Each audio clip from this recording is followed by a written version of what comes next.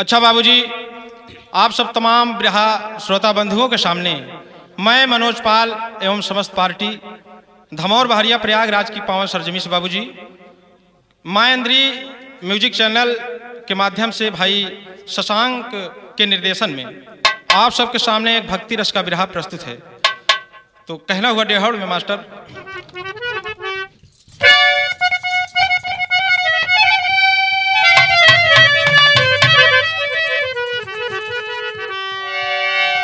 राहनित सबरी राम की ताके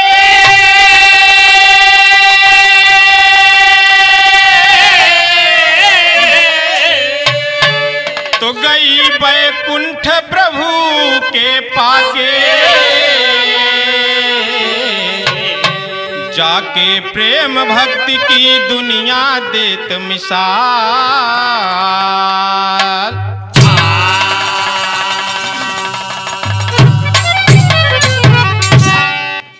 ध्यान देंगे आप सबके समक्ष भक्ति रस का बिरहा बाबूजी शबरी और प्रभु श्री रामचंद्र का मिलन प्रस्तुत है और उम्मीद है कि आप सबको जरूर पसंद आएगी। तो कहना हुआ गजल के भाव में सही हो।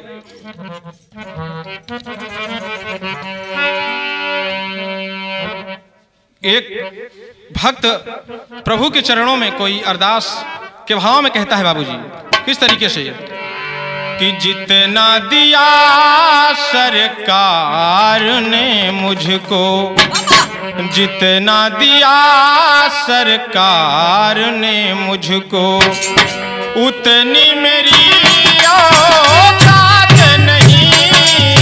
जितना दिया सरकार ने मुझको, उतनी मेरी औकात नहीं। जितना दिया सरकार ने, हो जितना दिया सरकार ने मुझको, उतनी मेरी औकात नहीं।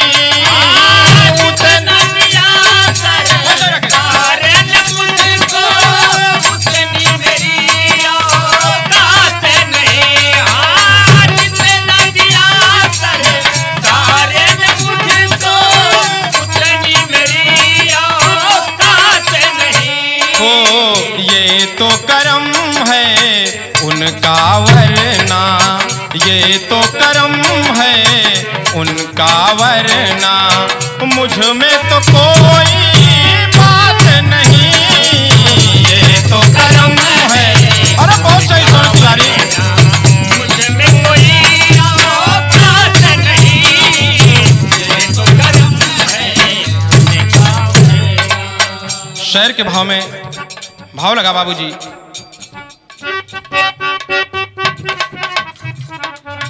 ज्ञान वैराग की ज्योति जहां पे जलती है, ज्ञान वैराग की ज्योति जहां पे जलती है, ज्ञान वैराग की ज्योति जहां पे जलती है, बुझाने को उसको गुण की आंधी चलती है। मगर जो सम्मा रोशन हो खुदा की जानिब से, मगर जो सम्मा रोशन हो,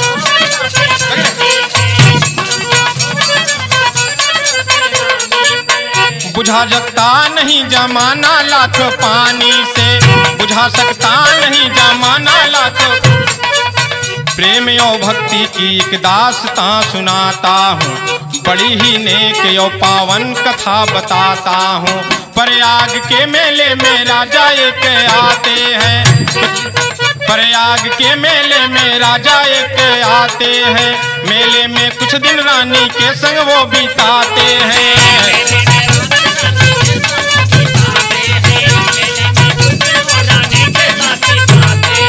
योगी अति नित राम नाम वहाँ जपते हैं, प्रभु के चरणों में ही लीन रहा करते हैं। ये देख कर रानी के मन में भाव जागा है, रानी के मन में भाव जागा है, प्रभु की भक्ति में तब रानी का मन लागा है, प्रभु की भक्ति में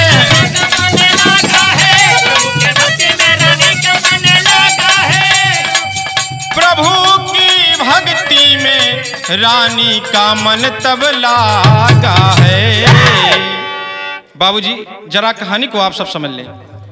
किसी समय में बाबूजी प्रयाग के मेले में एक राजा और अपनी रानी के साथ आते हैं, तो वहाँ पर तमाम साधु संत बाबूजी प्रभु का नाम ले रहे हैं। योगी यति बाबूजी देवता भी मनुष्य रूप में बसकर प्रयागराज के तीर्थ में आए हैं बाबूजी। तो रानी का मन भक्ति में साधु संतों के बाबूजी पूजा पाठ देखकर लग जाता है और राजा से कहती है, भाव लगा वही।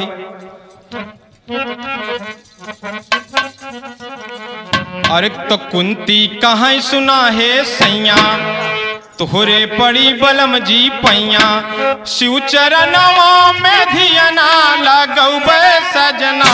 कुंती कहाँ सुना है सैया,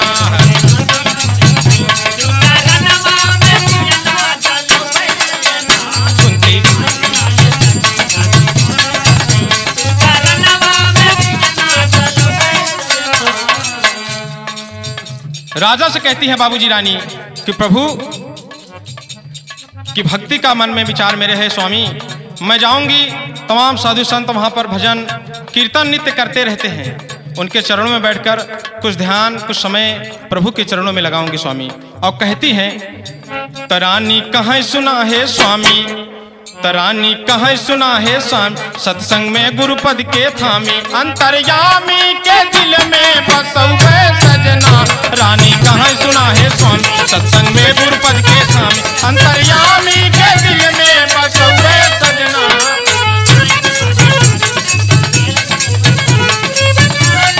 दिल में बसौबे सजना। ये बात सुनकर बाबूजी रानी के राजा जी एकदम अवाक हो जाते हैं कि रानी, अरे आप रानी हो, मेरी पट रानी हो, पट महिषी हो, आपको ये शोभा नहीं देता रानी कि आप आम आदमी की तरह ऐसे जाकर कीर्तन मंडलियों में जाकर आप मर्यादा को भंग करेंगी। अरे राज मर्यादा को आप भंग करेंगी रानी। तो कहते हैं अंतरे में, तो राजा रानी से तब देखा कहन लगे समझाई, राजा रानी से तब देखा कहन लगे समझाई, राजा रानी से तब देखा कहन लगे समझाई, कहन लगे समझाई भैया, कहन लगे समझाई, कहन लगे समझाई भैया, कहन लगे समझाई, कहन लगे समझाई भैया, कहन लगे समझाई। राजधर्म की रानी को तब देने लगे दुहाई, बताई अनुचित उचित कहानी, नैना छलकावत है रानी, यानी जिया राके अपने गवौवे सजना। रानी यानी जिया राके अपने गवौवे रानी। बहुत सही सुनो भाई।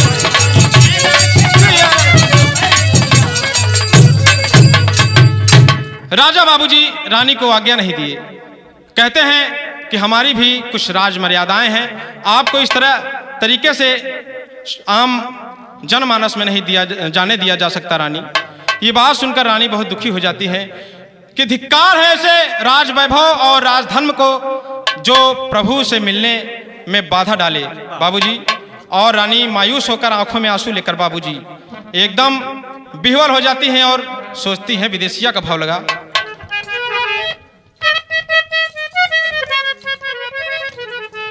बहुत सही गुरुजी। अरे रोवेला भवनिया मोरी बिरथा जिंदगनिया, अखिया से बरसे नीर हो, अखिया से बरसे नीर। राज धर्म रोके परम धर्मवा के रहिया, रानी आज होई के अधीर। तो रतिया में अवली तिरबेनी के किनरवा, गंगा जी से कहीं मन के पीर हो, गंगा जी से कहीं मन के पीर। अरे प्रभु के भजनिया पदरनिया के रोके, तो छोड़ी दे भैयापन ईसरी।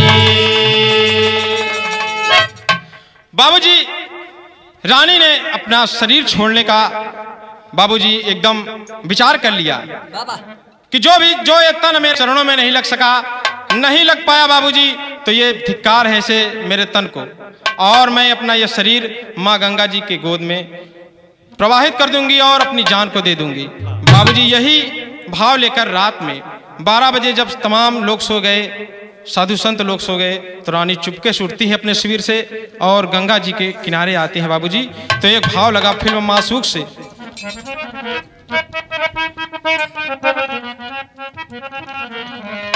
नहीं गुरुजी,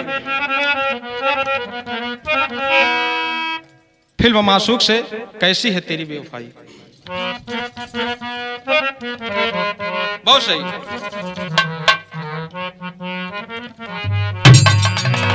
यही भाव में, अरे कैसी है तेरी बेवफाई ओ रामा, जान पे मेरी बन आई। बाबूजी ये तो भाव रहा ओरिजिनल, लेकिन इसी भाव में रानी कहती है और कहना पड़ा, अरे प्रभु पद मन में बसाई हो रामा, रानी ने जान गंवाई हो, प्रभु पद मन में बसाई हो रामा, रानी ने जान गंवाई हो।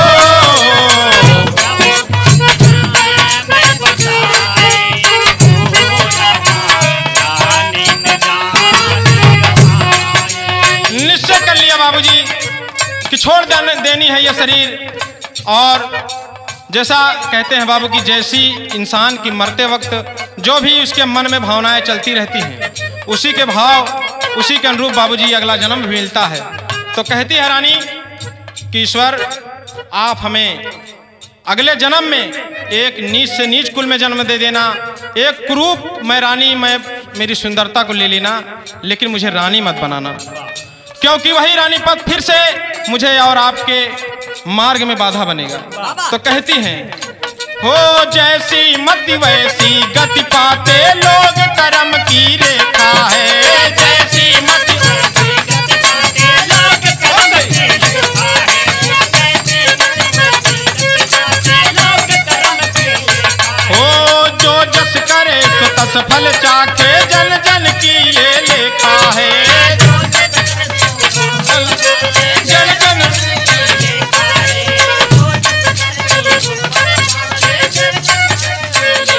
हो। तो रानी भी वैसी गति पाई, सबर जाति ने कन्या जाई ओ रामा,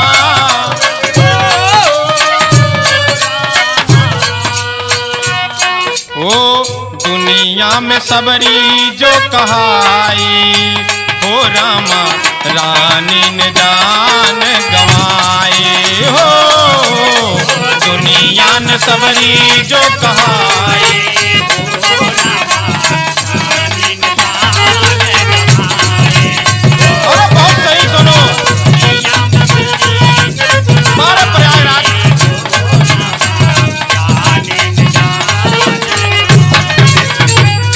बाबूजी गंगा जी की धारा में रानी कूद गई और अपने प्राण को त्याग दिया, और वही प्रमाण मिला बाबूजी, वही रानी अगले जन्म में अपने शबर कबीले में बाबूजी जन्म लिया और सबरी के नाम से जानी गई। तो कहना हुआ अंतरे में, ओ भील शिरोमणि के मन में लख कन्या खुशी समाई है, भील शिरोमणि के मन में लख कन्या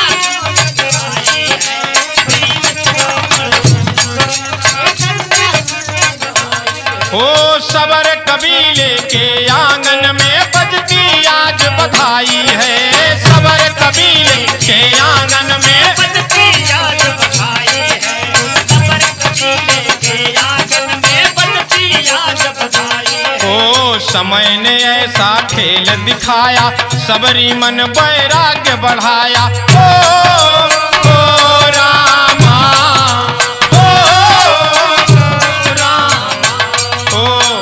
भक्ति की ज्योति है जलाई जानिन जान गवाए। हो भगति की ज्योति है जलाए, ओ रामा जानिन जान गवाए। ओ भगति की ज्योत जलाए, ओ रामा जानिन जान गवाए। बाबूजी जैसा कहा हमने कि जैसी मति वैसी गति लोग पाते हैं, तो इसीलिए बाबूजी भक्ति भाव के लिए सबरी आज सबर कबीले में जन्म लिया और सबरी सबरी के नाम से जानी गई बाबूजी। और प्रभु की माया उसके मन में बचपन से ही प्रभु के प्रति प्रीत लगती है और मन में वैराग्य जगता है। साधु संतों की मंडली को देखती है तो फिर वही बाबूजी उसकी लालसा जग जाती है कि मैं जाऊं और इनके चरणों का प्रसाद लूं। और घर वाले चिंतित हो जाते हैं कि सबरी बचपन से ही ये लड़की होकर कन्या होकर ऐसा कर रही है, तो ऐसा है कि इसकी जल्द ही हम लोग शादी रचा देंगे, नहीं तो ऐसा ना हो कि ये किसी साधु संत के साथ बाबूजी अपना योग में मन रमा ले और घर से निकल जाए। तो बाबूजी घर वाले शादी रचाते हैं सबरी की, तो एक तर्ज लगा और वही कि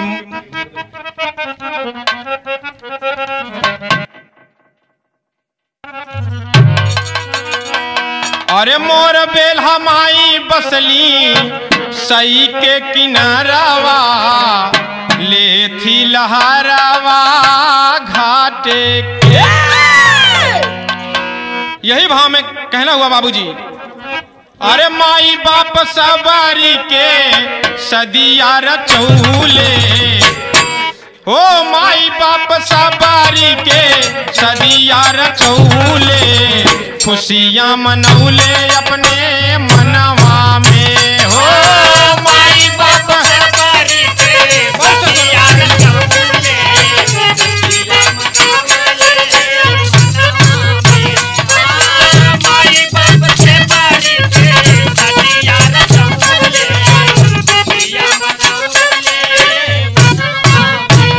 हो घरवा में शादी कई होला तैयारी, घरवा में शादी करे होला तैयारी, घरवा में शादी करे होला तैयारी। ओ दर दर नेवता के गईली सपारी, दर दर नेवता के गईली सवारी, घर नेवता के गईली सवारी। ओ हरियर बसवा के, हरियर बसवा के मड़ावा सजवले, खुशियां मनवले अपने मनवा में। हो हरियर बसवा के मनवा सवाले, खुशियां मनवाले मनवा में। हो हरियर बसवा के मनवा सवाले, खुशियां मनवाले मनवा में। तमाम खुशहाली छा गई बाबूजी। आज सबरी दुल्हन बनने जा रही है, माँ बाप बड़े धूमधाम से उसकी शादी रचाते हैं। तो सबरी एक बात देखकर बाबूजी, एक घटना यहीं से घटती है। सबरी के शादी में बाबूजी तमाम पशु पक्षी यों को बाबूजी पकड़कर बांधा गया है और उस भोज में, उस शादी में जो भी न्यौतारी आएंगे वही काट कर खिलाया जाएगा। और सबरी बाबूजी ये बात जब देखती है कि माँ ये कैसे पशु पक्षी इतने बांधे गए हैं बाड़े में, जो कि कल तो नहीं थे, आज पशु पक्षी हैं, तो माँ बताती हैं, क्या कहती हैं अंतरे में। हो पशु पक्षी ढेर बांधल बाटे हैं मयानावा, पशु पक्षी ढेर बांधल बाटे है मयानावा, पशु पक्षी ढेर बांधल बाटे है मयानावा। माई कहीं की अनकर बनी है भोजनावा, माई कहीं की अनकर बनी है भोजनावा, माई कहे पियन कर बनी है भोजनावा। ओ सदिया में काटई खातिर, सदिया में काटई खातिर इन्हें काम गवाले, खुशियां मनौले अपने मनवा में। हो सदिया में काटई काटे नचा मनावाले, खुशियां मनावाले मनवा। खुशियां मनावाले मनवा, खुशियां मनावाले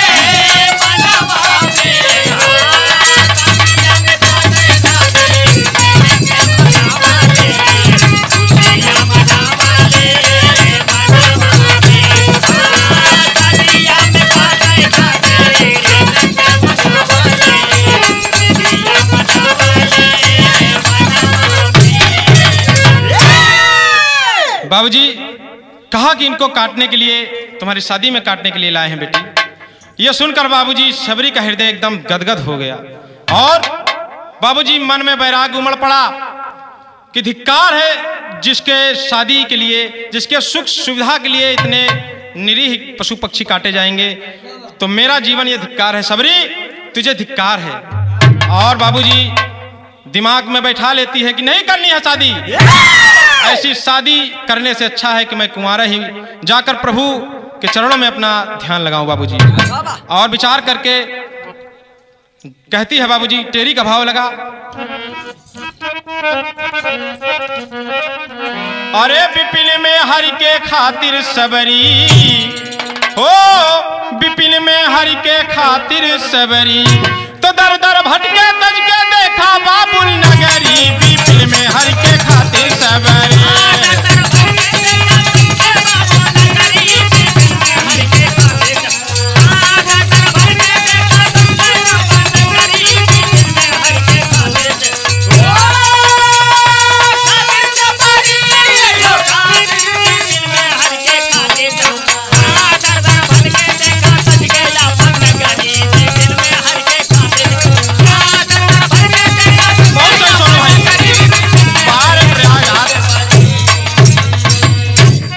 छोड़ दिया प्रभु बिन जोगी ने, जग की माया छोड़ दिया,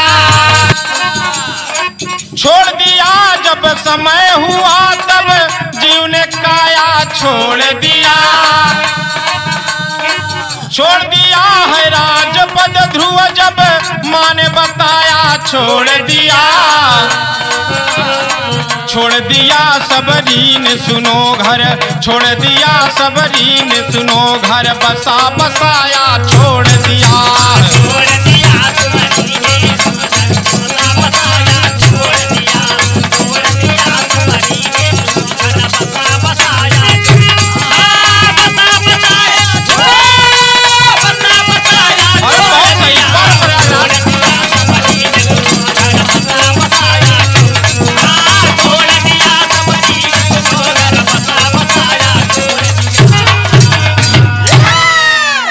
तो रात अंधेरी सबरी घर से निकल पड़ी झट भाई, रात अंधेरी सबरी घर से निकल पड़ी झट भाई, तो भटके दर दर जंगल झाड़ी, अरे ठौर कहीं ना पाई हो, अरे विपिन में हरि के खातिर सबरी, हाँ विपिन में हरि के खातिर सबरी, तो नैनन के सावन से बरसे गम की बदरी, विपिन में हरि के खातिर सबरी।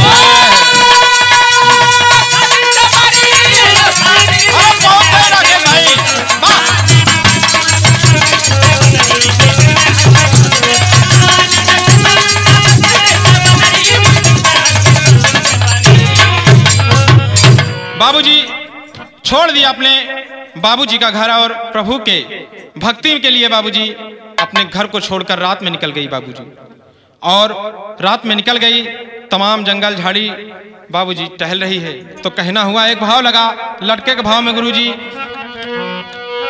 तर्जमा वही है कि गुरुई हमार फूल गे नवा, गुरुई हमार फूल गे नवा, जीते जिंदगी खायू धैसा जनावा, गुरुई हमार फूल गे नवा है।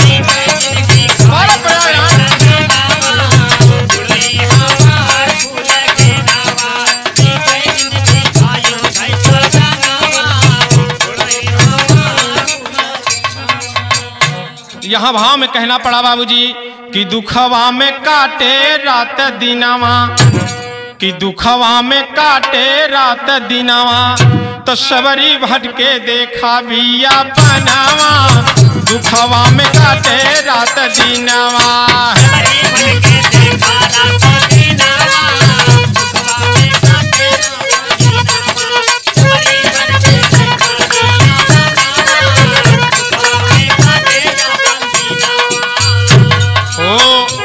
अंगना मात पिता के छोड़ी, लिहले बन से नाता जोड़ी, आई हो दुखवा में काटे रात दिनवा, दुखवा में काटे रात दिनवा, बैरी भैले सारा जग जहानावा, दुखावा में काटे रात दिनावा।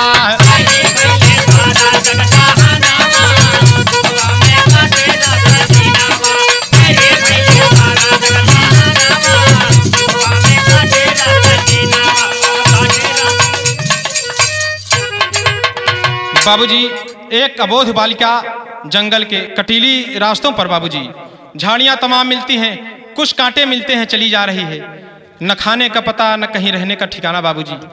और कहना पड़ा कि बन बन भटकल दिनवा बीते, तो विधाना सबरी के विपरीते, यही हो दुखवा में काटे रात दिनवा। त धीरे धीरे बीतल कुछ महीनावा, पर दुखवा में काटे रात दिनवा। तो धीरे धीरे बीतल एक महीनावा, दुखवा में काटे रात दिनवा।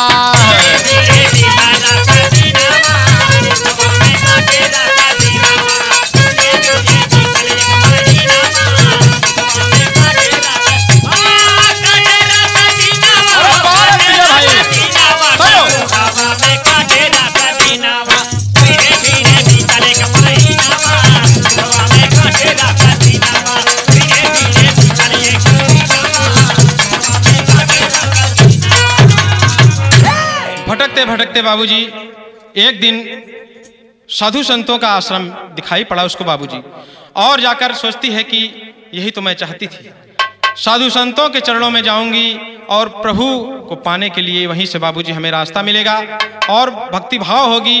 और फिर वहां पर जाती है बाबूजी तो घुसने नहीं देते साधु संत, तमाम चेले रोक लेते हैं। लड़की क्रूप रूप बनाए काली कलोटी चली आ रही आश्रम में, पता नहीं है कि यहाँ पर आश्रम में लड़कियों का आना वर्जित है। बाबूजी सहम जाती है, डर जाती है सबरी, और कहती है, और क्या कहती है, तर्ज लगा लैला और मजनू से।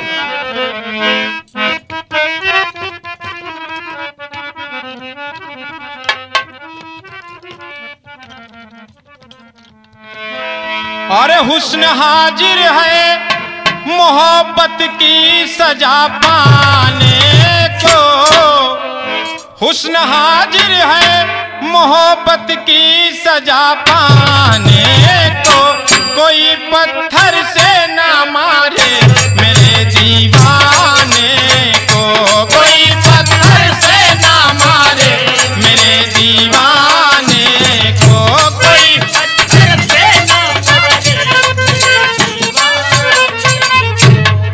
यही भाव में शबरी कहती है बाबूजी। एक महात्मा आगे आए और उनके चरण पकड़ के बोलती है कि बाबा जी मेरी बात सुनो। और कहती है, अरे प्रभु के पावन चरणों में मैं प्रीत लगाने को, प्रभु के पावन चरणों में मैं प्रीत लगाने को, छोड़कर वन में मैं आई हूँ आज जमाने को, छोड़ के वन में मैं आई हूँ आज जमाने को।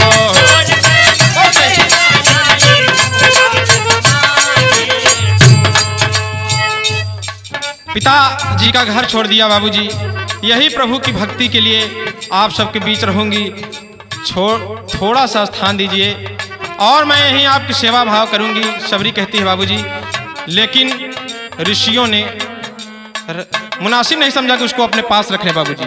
और कहती है अंतरे में, पिता के घर में तो बाबा मैं न रह पाऊंगी, पिता के घर में तो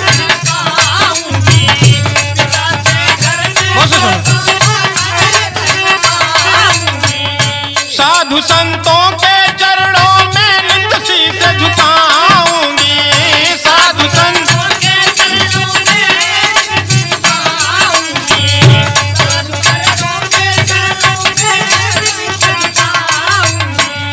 मुझे दे दो सहारा भला होगा तुम्हारा, सेवन इस दिन करूंगी प्रभु का नाम लूंगी, कर दिया जीवन अर्पण हो, कर दिया जीवन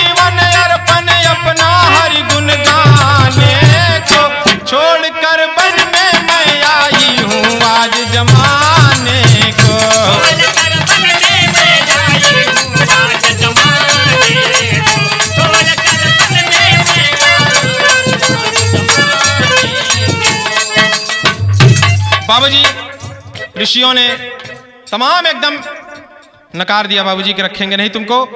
तमाम तुम्हारा कुल कहाँ है, तुम्हारा घर कहाँ है, कहाँ से आई हो? और कहते हैं बाबूजी अंतरे में,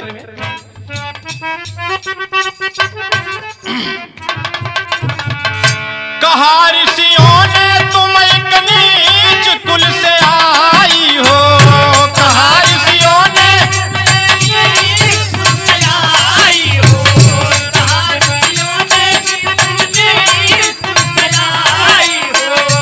अमंगल गुण अगणित दूषित शिक्षा पाई हो। अमंगल गुण अगणित दूषित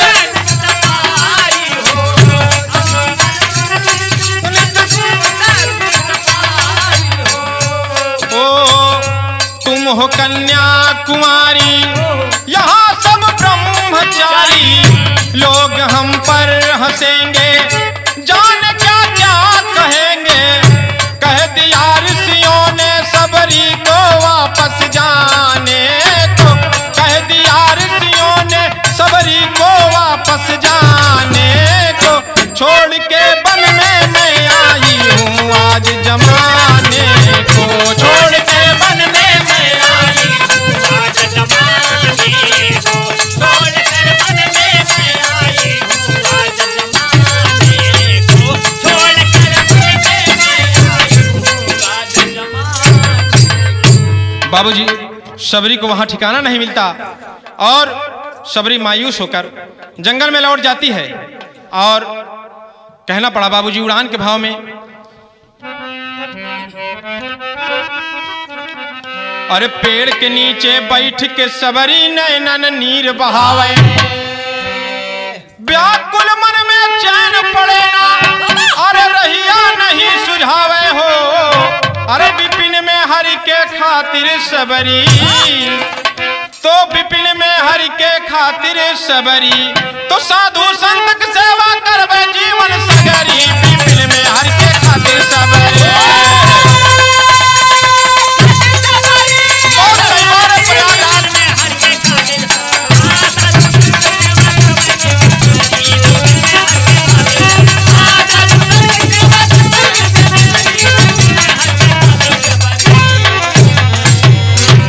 बाबूजी मन में अपने प्रतिज्ञा कर लिया कि कहीं नहीं जाऊंगी। बाबुल का नगर छोड़कर बाबूजी आई हूं। यहां भी मुझको लोग नकार रहे हैं, लेकिन मेरे मन का भाव यही है कि मैं इन लोगों की चोरी छुपे, दिन में तो नहीं आने देंगे अपने आश्रम में, लेकिन चोरी छुपे इनकी सेवा करूंगी, इनकी बाबूजी पूजा करूंगी। हो सकता है कभी इनका दिल पसीजे और मुझे अपने पास में रखें। यही भाव रखकर बाबूजी सबरी वहीं पर डटी है। आश्रम एक छोटी सी कुटिया बना लेती है। तो कहना हुआ कहरवा के भाव में,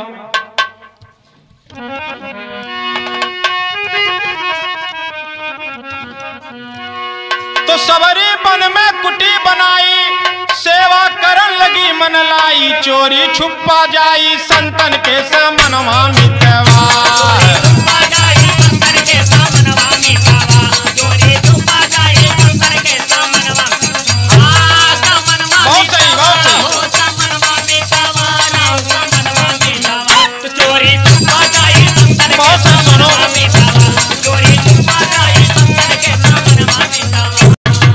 सबरी बाबूजी आधी आधी रात में उठकर तमाम सेवा में लगी हुई है। कहना है, हो आधी रतिया उठ के सबरी करे काम, कोई न जान पाए लहरे।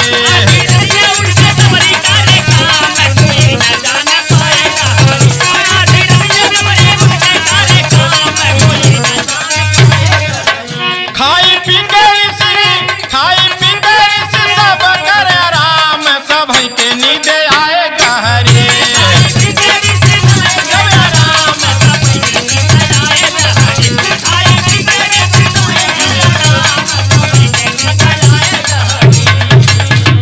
तो चूल्हा चौका सब कैनावे, तो सौतन में वो पाँव दबावे। के नजर ने आवे, कितना करे जतनवा मितवा। अरे बहुत सही जोड़ तिवारी।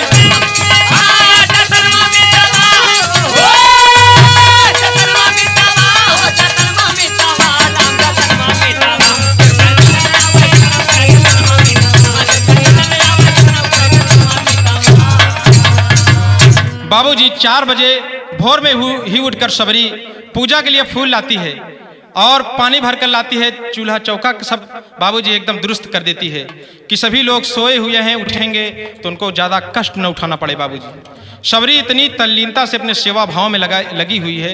आजकल तो बाबूजी सेवादार तमाम दिखते हैं लेकिन सेवा नहीं दिखती है। और वहाँ ये भाव है कि उन लोगों को आश्चर्य होता है कि कोई सेवा करने वाला नहीं है लेकिन इतनी सेवा हो जा रही है। बाबूजी सेवा उस समय नहीं दिखता तो बड़ा आश्चर्य में पड़ जाते हैं लोग। और इसी लोग मन में विचार किए कि कौन है और ये सब हमारी इतनी सेवा भाव कौन करता है। रात में एक बाबूजी सन्यासी को लगा दिए कि आप पहरा करो और जो भी आएगा उसको पकड़ कर मेरे सामने लाओ। तो बाबूजी उड़ान के भाव में देना पड़ा। तो सेवा दिखे या सेवक नाही ऋषि जन करें विचार, तो देने लगे रात में पहरा और पोल खुली सरकार हो विपिन में हरि के खातिर सबरी। तो देखे सबरी के सिर पे लकड़ी की गठरी, विपिन में हरि के खातिर सबरी।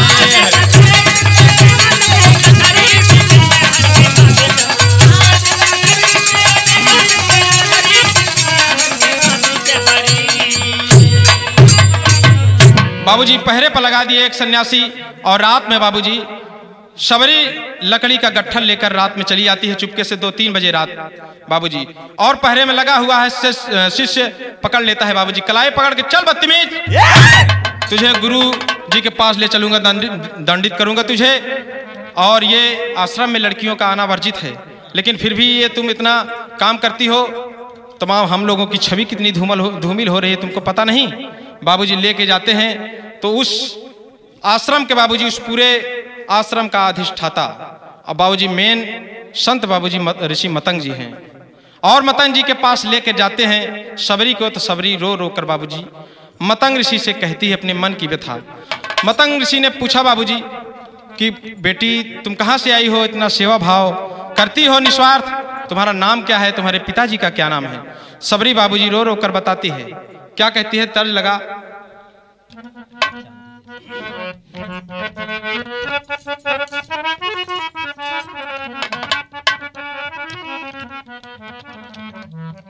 यही भाव कि चांदी जैसा रंग है तेरा, सोने जैसे बाल, एक तू ही धनवान है गोरी, बाकी सब कंगाल। यही भाव में कहना पड़ा। सबरी पूछने पर, ऋषि मतंग के पूछने पर बताती है बाबूजी। और क्या कहती है, पूछा बाबूजी मतंग ऋषि ने, अरे गांव तेरा है कहाँ बता दे, और तेरा क्या नाम, सेवा करे ऋषियों की तू बेटी, तन मन से सुबह शाम, सेवा करे ऋषियों की तू बेटी, तन मन से सुबह शाम, सेवा करे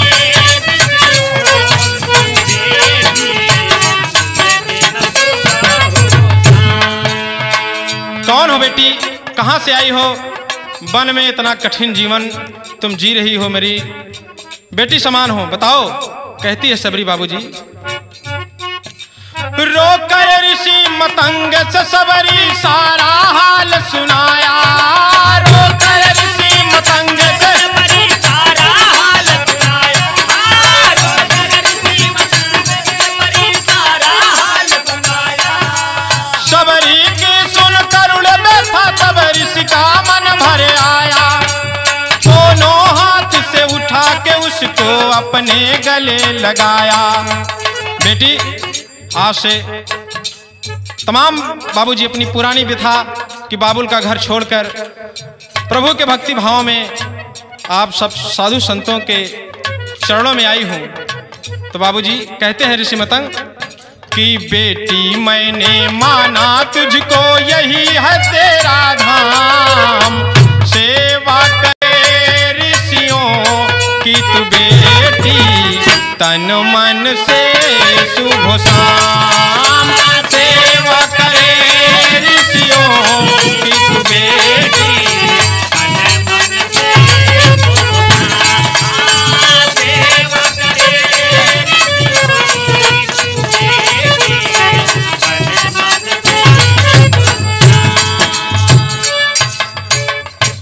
बाबूजी जैसे एक पथिक को बाबूजी चलते हुए तरुवर का छाया मिल जाता है बाबूजी, उसी भांति आज सबरी को छाया मिल गया और ऋषि मतंग जी उसको अपने आश्रम में रहने की अनुमति दिए बाबूजी।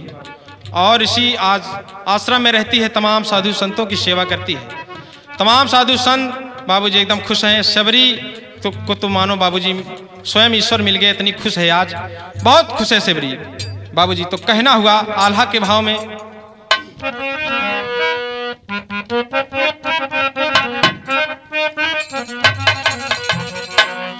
तो सबरी रात दिनवा सेवा ऋषियन के कर लिए भैया, सबरी रात दिनवा सेवा ऋषियन के कर लिए भैया, सबरी रात दिनवा सेवा ऋषियन के कर लिए। दिनवा बिताला मास साल बीता जा,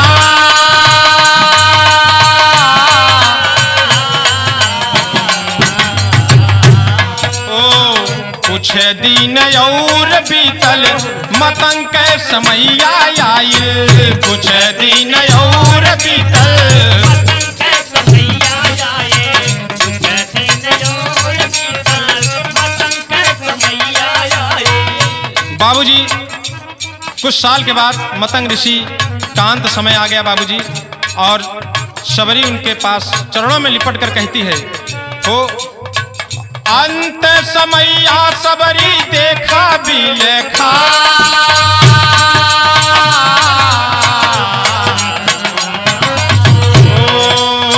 हम हनिया भागनी के करे सहारे छोड़ला, हम हनिया भागनी के करे सहारे छोड़ला, हम हनिया भागनी के करे सहारे छोड़ला। ओ बाप बिना बिटिया अनाथ होई जा,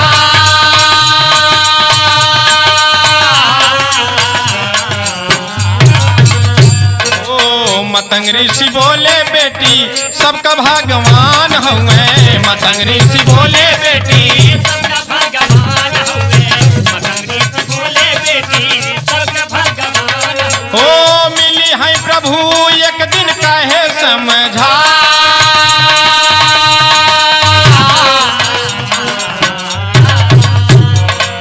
सबरी कहे की बाबा, सबरी कहे की कहवा भगवान के ढूंढिए बाबा, सबरी कहे की कहवा भगवान के ढूंढिए बाबा, सबरी कहे की कहवा भगवान के ढूंढिए बाबा। ओ मूर्ख गंवार हमका कुछ ना सुझा,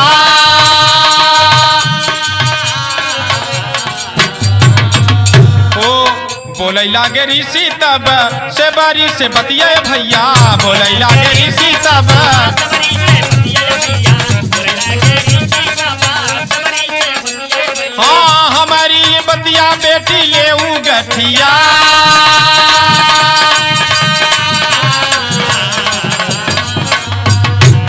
ऋषि मतंग बोले बाबूजी कि बेटी मेरा आशीर्वाद तुझ पर है, तुझको प्रभु को ढूंढने कहीं जाना नहीं पड़ेगा, मेरा आशीर्वाद है तुझसे मिलने के लिए स्वयं तुझको ढूंढते हुए प्रभु तेरे पास आएंगे।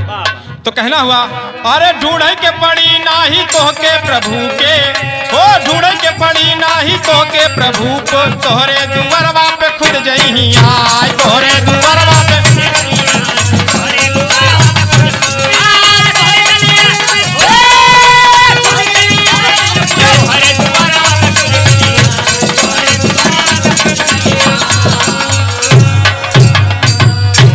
बाबूजी ऐसा आशीर्वाद देकर मतंग ऋषि बाबूजी सबरी को छोड़कर प्रभु के चरणों में लीन हो गए बाबूजी। एक ज्योति निकली और आकाश में विलीन हो गई बाबूजी। मतंग ऋषि चले गए। सबरी अपने गुरु जी के कहे अनुसार बाबूजी उसी दिन से प्रभु के इंतजार में बाबूजी रात दिन एक करती है और जागती है, ऐसा न हो प्रभु रात में आए और मैं सोती रहूं निकल जाए। बाबूजी पद्म पुराण से प्रमाण मिला कि सबरी इसी तरीके से 10,000 वर्ष तक भगवान राम की तपस्या करती है और भगवान राम के आने का इंतजार करती है। तो कहना हुआ तर्ज में फिल्म क्रांति से सही गुरु।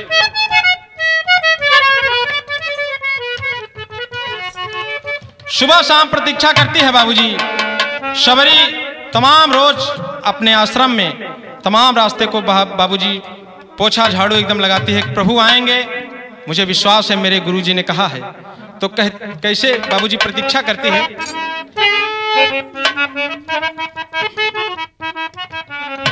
यही भाव में कि मारा ठुमका और मारा ठुमका बदल गई चाल मितवा, देखो देखो रे हमरा कमाल मितवा, देखो देखो रे हमरा कमाल मितवा, देखो देखो रे हमरा कमाल मितवा। यही भाव में बाबूजी कहना पड़ा, सबरी रसता हो सबरी रसता बहार सुबह शाम मितवा, सबरी रसता बहार सुबह शाम मितवा, नैन रहिया निहार है राम मितवा, नैन रहिया निहार है राम मितवा, नैन सबरी रसता बहार सुबह शाम मितवा, सबरी रसता बहार सुबह शाम मितवा, नैन रहिया निहार है राम मितवा।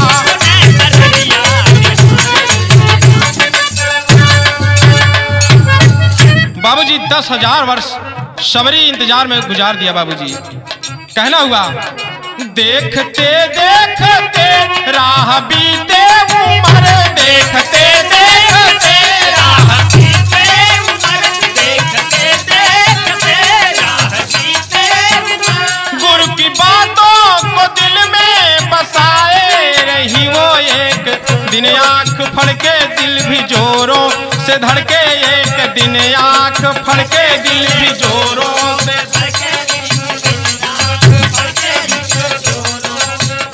राम आए कुटी में लखन साथ में, लखन साथ में, लखन साथ में, लखन साथ में, मैया मैया पुकारे सुख धाम मितवा, नैना रहिया निहारे है राम मितवा, नैना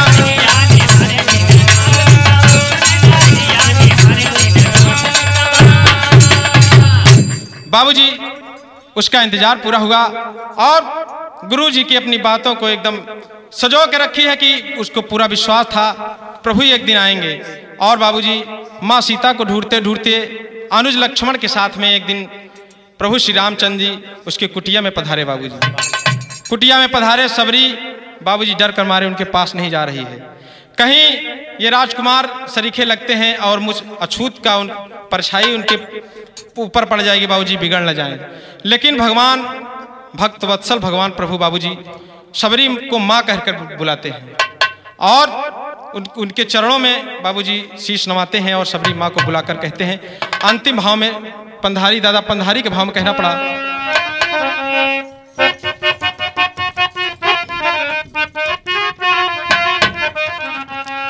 बाबूजी अनुज लक्ष्मण के साथ में भगवान राम माँ शबरी के जूठे बैर को खाए, दुनिया जानती है।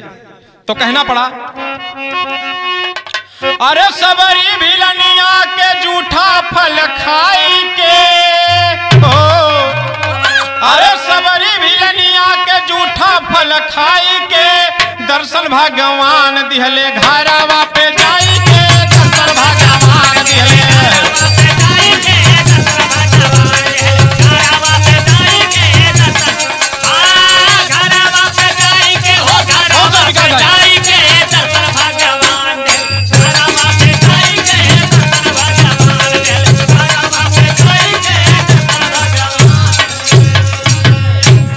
धन्य माई सबरी धन्य धन्य प्रभु की माया, अरे प्रेम और भक्ति से देखा प्रभु को पाया। तो गईली स्वर्गवा में राम गुण गाई के, दर्शन भगवान दिले घरवा पे आई के, दर्शन भगवान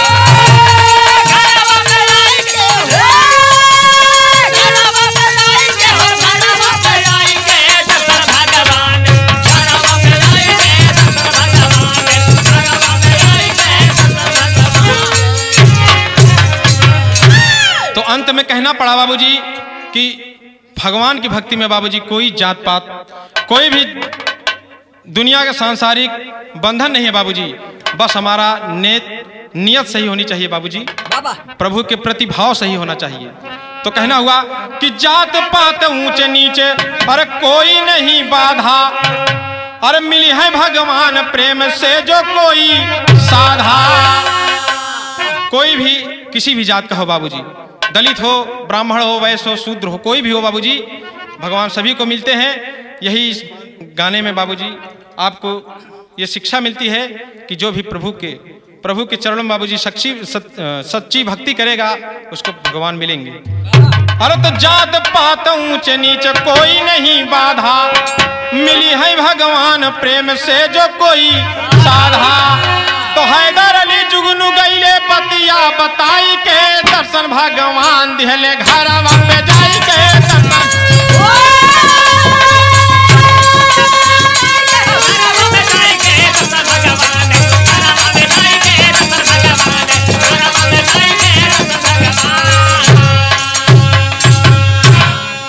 बाबूजी आप सबके सामने हम गायक कलाकार मनोज पाल, धमौर बहरिया प्रयागराज की पावन सरजमी से बाबूजी सबरी और भगवान राम का मिलन आप सबके सामने प्रस्तुत किया।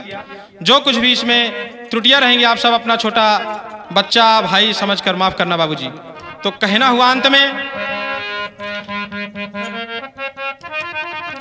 अरे सबरी की भक्ति की दुनिया करती है गुणगान, सबरी की भक्ति की दुनिया करती है गुणगान।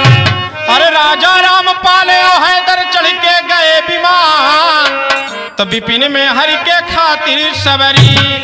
तो पल मनोज के चकिया धमौर में बाबा हरी, विपिन में हरि के खातिर सबरी।